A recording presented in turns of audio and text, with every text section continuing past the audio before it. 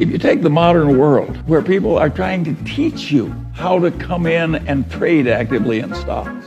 What's up, Tim Sykes, millionaire mentor and trader here. I want to teach you, I want to help you. Well, I regard that as roughly equivalent to trying to induce a bunch of young people to start off on heroin. We're here to support you. I want to see you on this jet with us next time. It's awesome, and you can totally do it. You love Join us right now. You love jets too, admit it. You just don't know it. It is really stupid.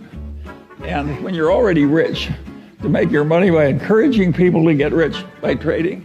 If you're a millionaire, why sell a course?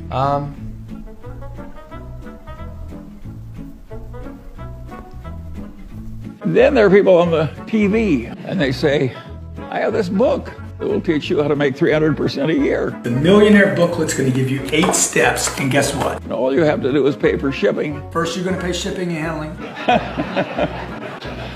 And it's ridiculous. And the people who do this all day think they're useful citizens, but they mislead you on purpose.